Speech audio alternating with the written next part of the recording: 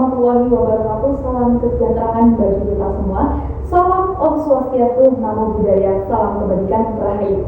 Nama saya Lutfiatul Aula dari Prodi Ilmu Pemerintahan Strata 1, Fakultas Hukum, Ilmu Sosial dan Ilmu Politik dengan NIM 0521692114. Baik, kali ini saya akan memaparkan jawaban dari soal tugas 1 mata kuliah Ilmu Logika.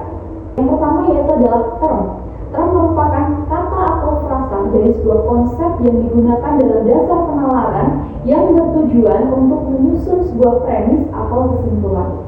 Term terbagi menjadi beberapa jenis, diantaranya adalah yang pertama adalah term universal, di mana menjelaskan sebuah istilah yang bersifat luas yang merujuk pada keseluruhan yang bersifat umum. Contohnya semua manusia adalah makhluk hidup. Nah, dari contoh tersebut kita bisa menyimpulkan bahwa semua manusia itu adalah makhluk hidup, itu tanpa terkecuali atau semua keseluruhan.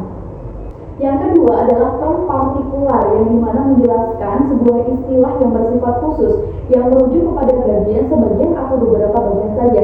Contohnya, beberapa siswa kelas 11 adalah atlet lari.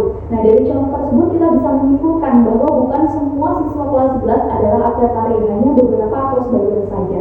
Yang ketiga adalah term singular, yang menjelaskan di mana istilah yang merujuk pada individu atau objek tertentu yang bersifat tunggal.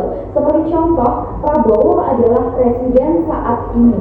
Nah, dari contoh tersebut bisa kita simpulkan bahwa tidak semua orang atau beberapa orang adalah presiden, karena presiden bersifat individual atau hanya objek tertentu saja.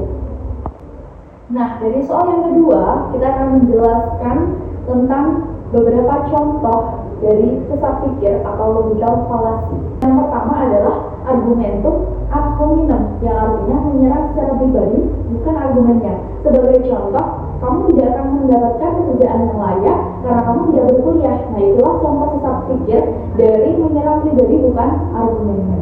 Yang kedua adalah slippery slope, yang artinya adalah menganggap sesuatu yang dipercaya oleh banyak orang adalah sesuatu yang benar. Seperti contoh, jika kamu melewati jalan itu, pasti kamu akan celaka. Nah, itu adalah contoh sesat pikir yang menganggap bahwa semua yang dipercaya oleh banyak orang itu adalah sesuatu yang benar.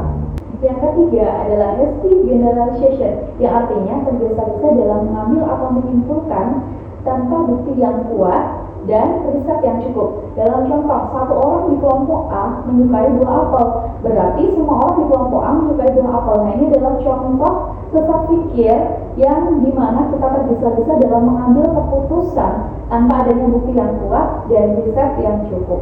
Nah, bagaimana sih cara kita terhindar dari logical fallacy atau sesat pikir? 1. Melatih diri untuk berpikir kritis dan logis. Kedua, jangan tergesa-gesa dalam mengambil keputusan.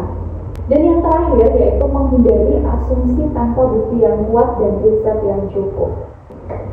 Sekian yang dapat saya sampaikan. Apabila ada kesalahan kata atau kalimat, saya mohon maaf dengan sebesar-besarnya. Saya ucapkan banyak-banyak terima kasih. Saya akhiri dan saya cukupkan. Wassalamualaikum warahmatullahi wabarakatuh. Salam Om Swastiastu, Namo Buddhaya, salam kebajikan rahayu.